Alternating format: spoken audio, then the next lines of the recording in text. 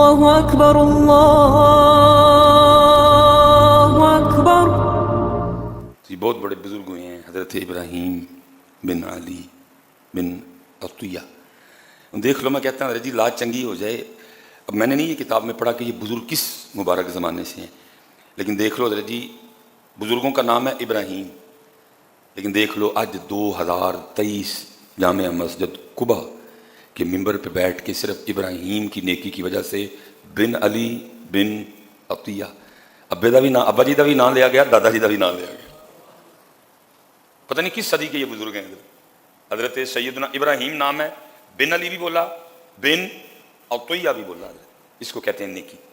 کئی صدیوں کے بعد وہ نیکی کا فیض کیا ہے کہ آج 2023 جامع مسجد قباء کے ممبر شریف پہ بیٹھ کے ڈاکٹر سلیمان مصباحی ان کا بھی نام لے رہا ہے، ان کے ابو جی کا بھی نام لے رہا ہے، ان کے دادا ابو کا بھی نام لے رہا ہے۔ نیکی اتنا ٹریول کرتی ہے حضرت، اور پتہ نہیں حضرت کب قیامت آئے گی، کتنی دیر تک خطیب اس بات کو ممبر شریف پہ اپنی اپنی محافل میں مجلسوں میں اس کو سنائیں گے، اور ان کا بھی نام لیا جائے گا، ابا جی کا بھی نام لیا جائے گا، دادا جی کا بھی نام لیا جائے گا۔ نیکی اتنی دیر تک ٹریول کرتی ہے حضرت۔ تو نصیب جاگے جی، خواب میں نبی پاک علیہ السلام کی زیارت ہوئی، اور میں کہتا ہوں حضرت کیسا کامل اللہ کا ولی ہوگا، اور کس قدر خوف خدا، کس قدر حضرت جی قیامت کا، حشر کا، اللہ کے حضور حاضر ہونے کا خوف۔ خواب میں نبی پاک علیہ السلام کی زیارت ہوئی تو خواب ہی میں کیا عرض کرتے ہیں، اے میرے محبوب، جب سورج سوا نیزے پہ ہوگا، زمین تانبے کی ہوگی، ہر بندہ اپنے پسینے میں ڈبکیاں کھا رہا ہوگا، حساب ہوگا، میزان رکھا جائے گا، گناہ نیکیاں تولی جائیں گی، پل صراط سے گزارا جائے گا، جو بال سے باریک ہوگا، جو تلوار سے تیز ہوگا۔ تو اے میرے محبوب، میں اس دن آپ سے آپ کی شفاعت کا سوال کرتا ہوں حضرت۔ کتنا حضرت جی پاک سوچ ہوگی حضرت کی، کس قدر اللہ کا خوف ہوگا۔ خواب میں نبی پاک کی زیارت ہو رہی ہے، اور ادھر بھی کیا سوال، محبوب سورج سوا نیزے پہ آنا ہے۔ کس قدر ان لوگوں میں اللہ کا خوف پایا جاتا تھا۔ تو جب انہوں نے نبی پاک علیہ السلام کی بارگاہ میں عرض کی نا، تو پھر آگے سے نبی پاک علیہ السلام نے فرمایا، اے ابراہیم، پھر اس طرح کیا کر، اکثر من الصلاۃ علیہ، تو بڑی کثرت سے مجھ پہ درود پڑا کر، میں ضرور تیری شفاعت کروں گا۔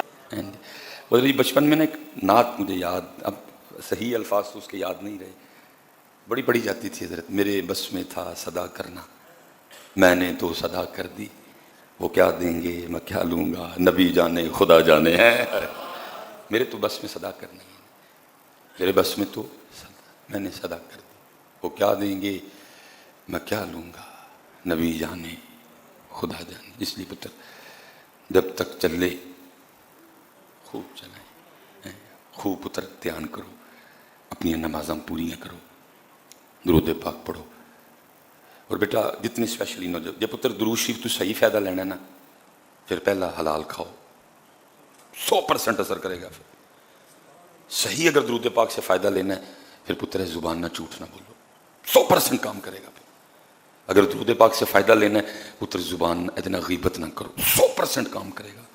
چگلی نہ کھاؤ، گالی گلوچ نہ کرو، اینو پاک رکھو۔ اس لیے کدی اے پتر کام ہو جانا نال، حلال، نو جھوٹ، نو غیبت، نو چگلی، ہیں جی، اور نو گالی، اوئے ہوئے پھر ویکھو حضرت جی درود پاک کردہ کی ہے۔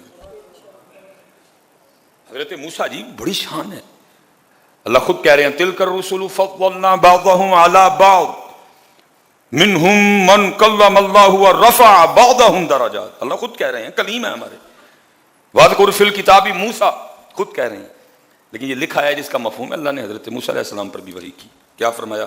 حضرت موسیٰ علیہ السلام پر وحی فرمائی، اے موسیٰ علیہ السلام، اگر میری عبادت کرنے والا کوئی ایک شخص بھی نہ ہوتا تو میں گناہگار کو پلک جھپکنے کی بھی مہلت نہ دیتا ہے۔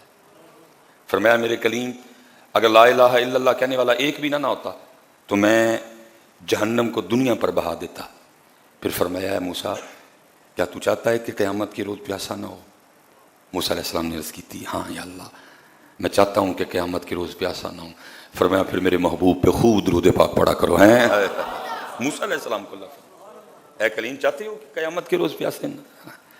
فرمایا پھر کثرت سے میرے محبوب پہ درود پڑھا کرو۔ ہیں پتر درود، ذکر، نماز، قرآن، پھر انشاءاللہ اللہ ضرور راستہ نکال دے گا۔